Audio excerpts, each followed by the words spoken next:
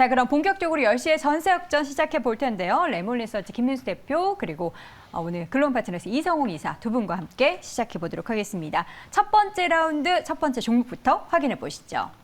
자, 종목부터 보도록 하겠습니다. 오늘은 김민수 대표님의 종목부터 확인을 해 보도록 하죠. 자, 오늘 파수부터 좀 보도록 하겠습니다. 파수 1% 넘는 강세 흐름 보이고 있고요.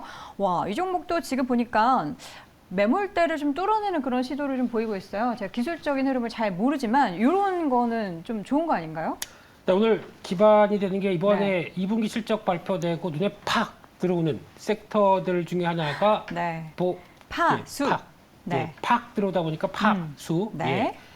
이쪽에 변화가 나오는 게 보안 쪽 관련된 쪽의 실적 흐름들 상당히 좋았습니다. 원래 파이오링크를 하려다가 뭐 둘 다 비슷하고요. 실적 흐름들 비수기인데도 잘 나왔다라는 관점 쪽에서 바라보고 있는데 이 회사 하는 게 이제 보통 이제 파수닷컴 옛날에 뭐 파수꾼 이런 느낌이 나죠. 그만큼 보안 소프트웨어 쪽에서 데이터 보안, 어플리케이션 보안 쪽에 강점 있는 회사고요. 특히 2018년도에는 스페로라는 회사를 스페로가 참새인가요? 스페로요? 네. 영어인가요? 영어겠죠. 뭐 스페인어 아닙니다. 모르겠어요. 그 회사를 설립하고 또 영역 쪽을 좀 더 넓히는 흐름들이 나오고 있는데 처음에는 공공기관 중심이었습니다. 근데 지금 대기업 쪽이나 중소기업 쪽으로 확대가 되는데 특히 대기업 쪽에 삼성, 포스코, CJ, 롯데, 동부, 금호 다 들어가네요. 이쪽으로 어떤 데이터 관련된 보안의 표준 쪽의 제품이 선정되면서 확대가 조금씩 이어간다는 부분들 눈길이 가고 있고요.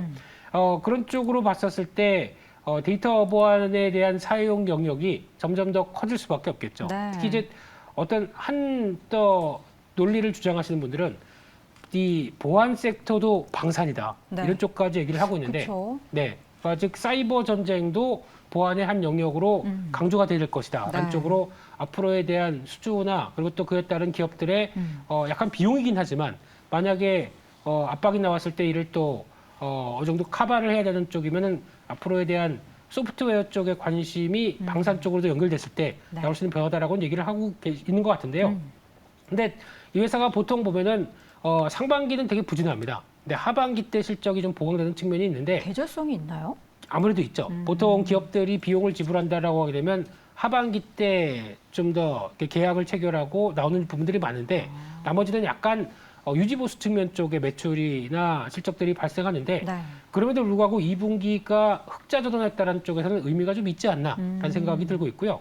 그러면 이제 하반기 성수기까지 생각한다라고 하게 되면 올해 매출이 한 29% 늘어서 540억대 그리고 영업이익이 98억대로 130% 이상 늘을 것이다라고 하게 되면 지금 트렌드에 이런 변화가 좀 더 맞춰가는 흐름들, 특히 보안 쪽에 대한 변화가 나오기 시작한다라고 하게 되면 보안 업체들도 잘 보자란 관점 쪽에서 그중에서 좀 작지만 그래도 알차게 변하고 있는 회사다라고 생각이 들고 있습니다. 사이버 보안 관련된 업체고요. 상반기 전체적으로 보안 업계가 상반기 성적이 굉장히 좋았는데 파수도 마찬가지였습니다. 주가 상황 같은 경우에는 사실 어떻게 보면 상반기에 좀 올랐다가 시장 조정과 함께 좀 빠진 움직임 보였는데 다시금 7월부터 시장 반등과 함께 오르고 있습니다. 오늘장에서도 지금 2% 넘게 오르면서 주가는 1,500원 기록이 되고 있는데요. 목표 주가를 좀 설정을 해보죠.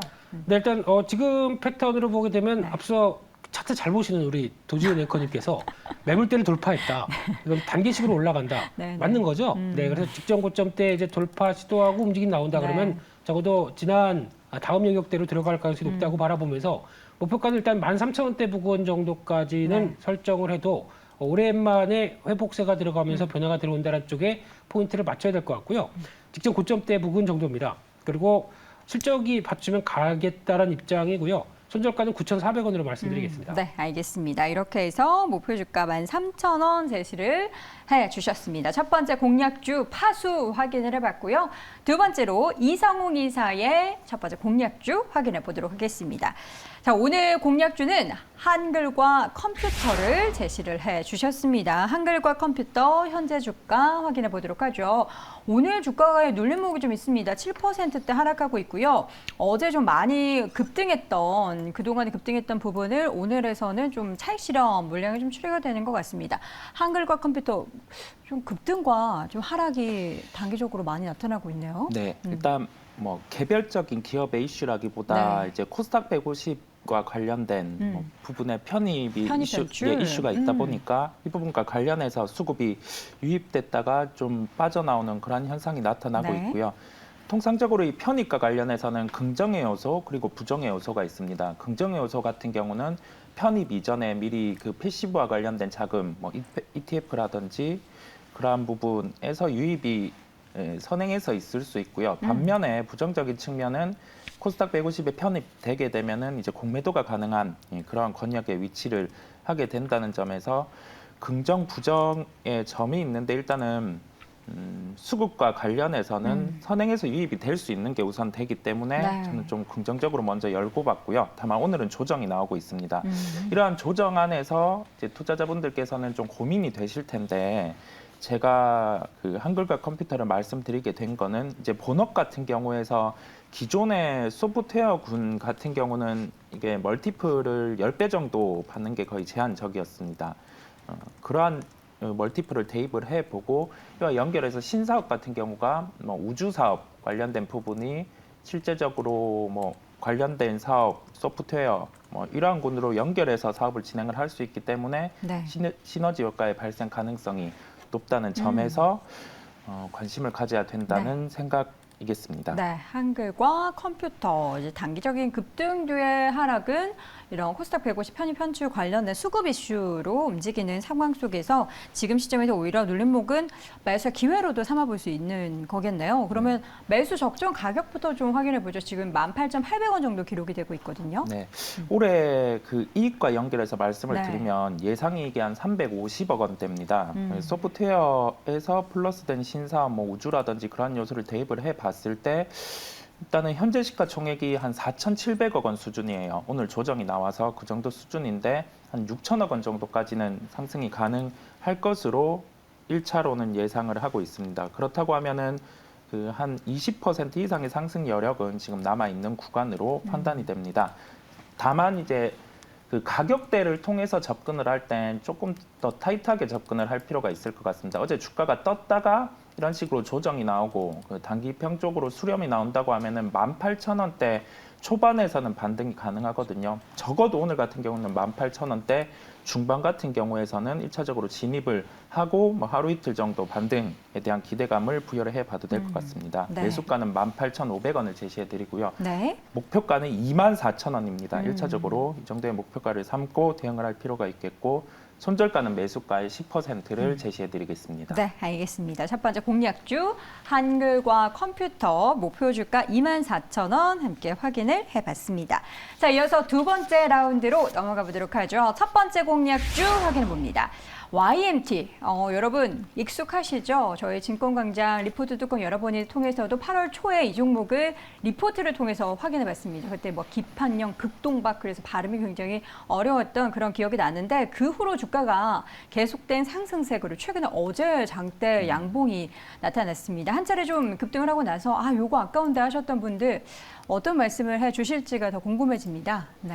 네. 일단 지금 기준에서 종목을 선정하기에 좀 애매한 면들이 있어요. 시총 상위주들은 순환매가 돌아서 네.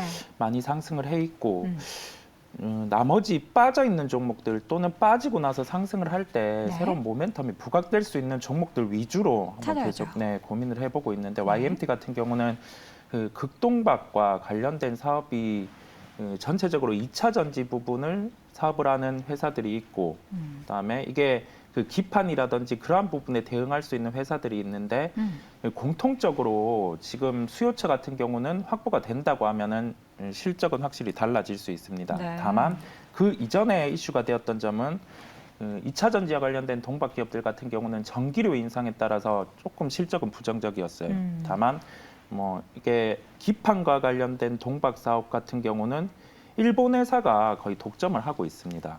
영업이익률 같은 경우도 한 30%가 넘어가는 그러한 사업이거든요. 네. 근데 YMT 같은 경우가 기본적인 체력을 갖추고 우리나라의 기판 업체를 통해서 해외에 납품 가능성이 가시화될 것으로 개인적으로는 예상을 하고 있습니다. 네. 그렇다고 하면은 이게 연간 기준으로 한 200억대의 이익 사이클이 회복이 가능하거든요. 그러면 지금 기준에서 보면 시가총액이 한 2,800억 원 수준입니다. 근데 200억의 체력이 나타난다고 하면은 이론적으로도 여기서는 주가는 3만 원대는 회복이 가능해요. 예, 그렇다 보니 여기에서 생각할 점은 일단 모멘텀은 살아 있다는 점. 그렇다고 하면은 이 종목을 새롭게 접근하시려고 하는 분들은 이 기판용 극동박이 납품이 되는 걸 확인을 하고 주가 같은 경우는 그때 더 강하게 상승을 할 수 있기에 새로운 접근도 하셔도 되겠고요. 네. 가격 같은 경우는 조금은 타이트하게 말씀을 드리려고 합니다. 네. 어차피 오늘의 저가가 17,900원 수준, 저는 17,600원 수준 이평선을 수렴하는 그러한 구간을 말씀드리려고 하는데 오늘 1,000원 정도 눌렸을 때 매수를 하라. 네, 뭐 네. 오늘 저가 아니면 18,000원 이 정도 수준까지도 매수를 하셔도 가격. 되겠습니다. 네네. 네. 목표가는 2만 원이고요. 손절가는 매수가의 5%를 제시해드리겠습니다. 네.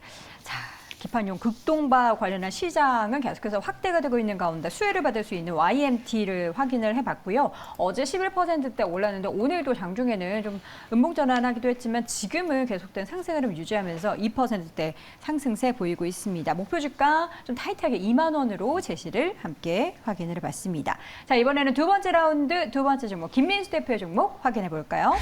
김민수 대표의 종목은 비츠로셀입니다. 비츠로셀 요즘에 증권가에서도 호평 계속 내놓더라고요. 네. 네. 어제 샀어야 됐는데 이런 생각이 드는데 네. 일단 비츠로셀 리포터 나오면서 재부각을 봤는데 이게 한마디로 말씀드리게 되면은 방산주와 그리고 또 이제 에너지 관련된 주의 성격이 혼합돼 있다라고 봐야 될 것 좋은 같습니다. 거 다 붙었네요.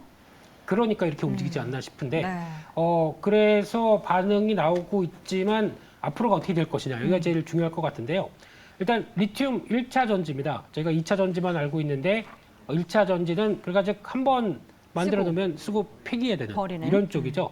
근데 폐기해서 뭐 끝이다라고 얘기를 하지만 저희가 보통 얘기하는 100만 스물 하나, 100만 스물둘 하는 그 친구 있죠. 되게 오래 가는. 오래 갑니다. 1차 전지는 상대적으로 10년 이상 고수명을 보이고 10년이요? 네, 그런 데 쓰는 거죠. 그리고 네. 또 2차 전지와 좀 다르게 폭발 위험 같은 안전성이 좀 강화돼 있고 그리고 또 고온이나 저온 때 다 쓸 수 있다라고 하게 되면 그런 우수함들이 1차 전지에 또 쓰는 거죠. 네. 교체를 한다고 하더라도 말 그대로 10년 이상 들어갔는데 그 뒤에 그러면 10년 뒤에 또 교체 주기가 나오죠. 그쵸. 네, 그쪽에서 꾸준한 실적을 보여줄 수 있겠다는 쪽인데 국내 1위입니다.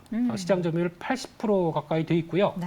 근데 이쪽에서 나오는 부분들이 이번에 수출 금액만 본다고 하더라도 지난 분기 대비해서 50% 이상, 54% 정도 되네요. 네. 예, 늘어날 정도로 계속 꾸준하게 수출은 잘 되고 있는데 그중에서 눈길이 가는 게 일단 전방 산업이 스마트 미터기라고 합니다. 그러니까 스마트 미터기요? 예, 미터기에 들어가면서 이제 계측하면서 거기 들어가는 1차 전지다 보니까 이거는 또 약간 좀 매출이 한 60% 정도 차지를 하면서 이쪽에서 한때는 이제 북미 쪽에 많이 들어가는데 네. 리오프닝 되면서 또 확대가 되는 경향들이 높다라고 하게 되면 여기서 눈길이 가고 있고요. 게다가 또 유도무기 전원 쪽이라든가 또 대표적인 군용 전지 시장 쪽에 많이 들어갑니다. 방산이죠. 그래서 지금 한때 이제 미사일 지침 종료가 한미 간에 합의가 되기 시작하면서 국내 쪽에 미사일 관련된 부분들 확대되기 시작하면서 나오는 대표적인 전지 쪽도 수혜에 달한 관점 쪽에서 부각을 받았는데 이게 성과가 나오기 시작하는 것 같습니다. 네. 그러다 보니까 관심이 높아지는 거고 마지막으로는 또 시추용 모니터링 쪽에 들어가는 고온 전지. 그러니까 시추라고 하게 되면 그거죠. 석유. 네. 이번에도 또 이제 미국에서도 멕시코만 쪽에 또 방대한 쪽에 시추를 허가했다라고 하게 되면 추가적으로 성과가 나올 수 있겠죠. 이런 분들 생각하게 되면은 매출의 앞으로 변화도 가파를 수 있겠다. 한쪽의 변화가 나오는데 하나 이제 원자재 가격들이 최근 들어서 많이 오르다 보니까 수익성의 부담이었다가 이게 하락하기 시작하죠. 그랬을 때 나오는 수익성도 회복되겠다라고 하게 되면 주가에 대한 기대감을 높일 수 있지 않나 생각이 들고 있습니다. 네. 다양한 부분에 있어서 특히나 우리가 기대하고 있는 그 산업 영역의 두 가지를 함께 도축을 지고 있는 비츠로셀입니다. 최근에 증권가 호평 나오고 있는 가운데 오늘장에서도 지금 주가가 계속해서 4%, 5% 가까이 오르고 있는데요. 주가 차트를 한번 좀 보면서 목표가를 설정을 해보도록 하겠습니다. 지금 각도는 좀 상대적으로 쫙 흘러내리다 가파르게 좀 회복을 하고 있거든요. 목표 네. 주가 어느 정도로 볼까요? 지금 위에 보니까 매물대가 좀 있어요. 또 앵커님이 분석하시는 기술적 분석과 함께 같이 연결해서 보게 되면 네.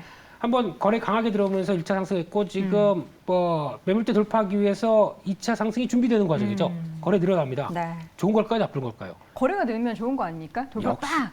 역시 네. 기술적 분석의 대가 잡게 앵커님의 한마디가 힘이 됩니다. 네. 네. 근데 지금 패턴을 보게 되면 과거에 좀 많이 위축됐다가 지금 빠르게 들어가고 있는 주봉의 네. 패턴을 봤을 때도 지금 흐름으로 보게 되면 그대로 이어가게 되면 16,000원대까지는 가지 않을까 생각되고 있고요. 손절가 12,000원대로 말씀드리겠습니다. 네, 이렇게 해서 비츠로셀에 대한 목표 주가 함께 설정을 해봤습니다. 16,000원 함께 참고해 주시면 좋을 것 같습니다.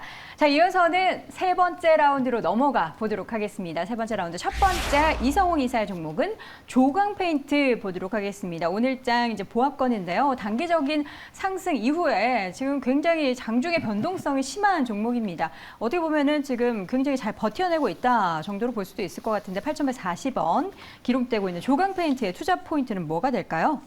일단 페인트 사업 같은 경우는 전방 시장의 환경, 뭐 건설이라든지 네. 아니면은 조선 이러한 부분에서 특수 페인트 요소를 가지고 있는 기업들은 꾸준하게 매출이 발생을 하기는 합니다. 근데 네. 이게 최근의 사례들 같은 경우에서 다시금 부각이 되기 시작했지 그 이전 뭐 1, 2년 뭐 이러한 국면에서는 약간 페인트와 관련된 사업이 과연 그 수익성을 계속 지속적으로 그 레벨업이 되면서 가지고 갈 수 있을까라는 의문들이 많았어요. 예, 왜냐하면 시장이 과점 형태를 갖추고 있기 때문에 그러한 모습이고요. 근데 본업의 사업 체력 같은 경우를 기본적으로 가지고 있는 즉 이익이 일반적으로 깔리는 상황에서 신사업을 가지고 가는 기업들 같은 경우는 뭐 주가의 멀티플 부여라든지 아니면 시가총액에 대한 이 개념의 접근이 달라지는 요소가 있습니다. 네. 조광 페인트 같은 경우는 자회사를 통해서 이제 2차 전지 소재와 관련된 사업, 이 배터리의 효율 증가를 위한 그러한 소재 사업을 이제 개진을 했고요. 네. 이 부분에 대해서 실제적인 매출, 즉 그 매출처가 확보가 된다고 하면은 연간으로 한 매출액 1,000억대는 기본적으로 확보가 가능할 것으로 보입니다. 네. 그렇다 보니 지금부터는 관심권에 둬야 된다고 생각이 들고요. 네. 차트 통해서 한번 볼게요. 예, 주가가 변동성이 최근에. 변동성이 큽니다. 이런 식으로 단기 평선을 타고 올라가는 주가에서는 이평에 수렴하는 그러한 가격이 나타났다가 다시금 상승으로 전환을 하는데 이 이탈을 한 구간이에요. 그렇다 보니 매도 같은 경우는 또 출회가 돼서 나올 수 있는 구간이고 이 바닥권, 짧게 바닥권 뭐 7,510원, 그다음에 7,630원 이런 식으로 아직은 바닥을 높이면서 상승을 하고 있습니다. 네. 주가는 당장 반등은 안 나올 수 있어요. 횡보를 한 5거래일 정도 추가적으로 할 수는 있는데 네. 레벨이 다운되기보다는 한 단계 주가가 레벨업이 될 가능성이 높은 측면이겠고 이 부분에 대해서는 왜냐하면 이제 신사업의 부각이 가시화가 되는 구간이기 때문에 말씀드릴 수 있겠습니다. 네.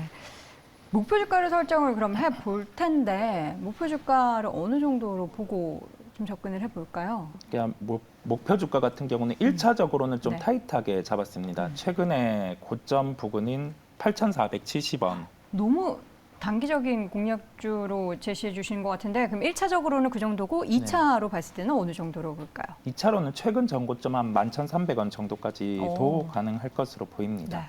네. 1차적인 목표가를 좀 타이트하게 잡아주신 이유는 변동성이 좀 크기 때문일까요? 예, 변동성이 있기도 하고 네. 그 개별주 같은 경우를 접근을 할 때 이 방송을 보시는 분들 같은 경우는 네. 아마 매매에 대한 종목도 찾으실 거라 생각이 들어요. 그런 개념에서 트레이딩 충분히 개념으로? 매매에 대입할 수 있는 네. 구간까지 제가 언급을 함께 드리게 됐습니다. 알겠습니다. 조광 페인트 첫 번째 목표가를 제시해드린 가격은 트레이딩 관점에서 제시해드린 가격이고요. 그 이후로는 10,000원 이상까지도 확인을 할 수 있다라는 부분도 함께 좀 챙겨두시면 좋을 것 같습니다. 세 번째 라운드 첫 번째 공략주 조광 페인트 함께 확인해봤고요. 두 번째 김민수 대표 종목도 함께 확인해 보시죠. 자, 대양전기공업을 함께 보도록 하겠습니다. 오늘장 3% 넘는 강세 움직임. 와, 이 종목도 최근에 지금 3거래일째 상승 흐름 유지하면서 지금 주가 수익률이 굉장히 좋습니다. 대양전기공업. 이 종목도 내용 보니까 뭐 좋은 거 여러 가지 결쳐 있네요. 네, 요즘에 안 올라간 조선기자재 쪽 찾아보고 있는데 네. 그중에 오늘 아침에 눈에 띈 게 태웅과 대양전기공업이었는데 태웅은 오늘 급등. 네. 예. 안 하길 잘했습니다. 네. 그래서 따라갈 수가 예, 없다. 네, 따라가기보다 11%. 예, 그를 따라갈 만한 쪽이 대양전기공업이 아닐까라는 쪽에서 바라보고 있고요. 네. 처음에 저희가 알고 있기로는 이 회사 조명, 그러니까 배가 그렇게 크다 보면 조명 많이 들어가겠죠. 그쵸. 네, 조명으로 출발했다가 좀 더 영역을 확장해서 방산까지 나옵니다. 지금 군함 잠수함 쪽에 들어가는 전자 시스템 쪽에 전자 시스템, 전기 시스템 쪽에 분야가 확대되고요. 네. 게다가 또 영역을 넓혀서 친환경차, 전기차, 수소차까지 넓힙니다. 이게 다 연결이 돼 있나요? 연결이 안 돼 보이는데 어떻게 다 이렇게 할까요?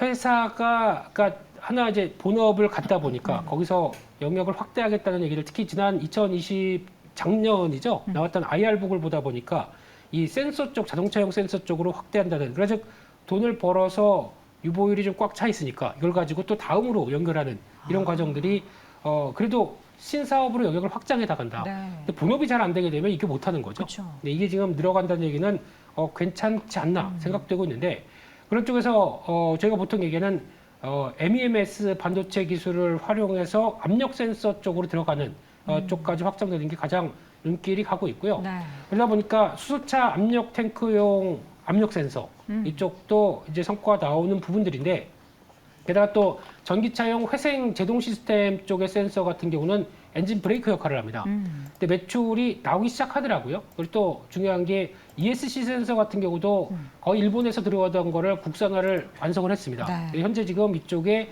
현대차의 1차 벤더로 등록되어 있는데 전혀 부각을 안 되는 것 같습니다. 근데 이게 성과가 나오면서 매출에 보강이 들어가기 시작한다라고 하게 되면 좀 더 변화 흐름들을 기대할 수 있지 않나라는 쪽에서 눈길이 가고 있는데, 그러다 보니까 R&D 센터가 마곡에 건설이 되어 있네요.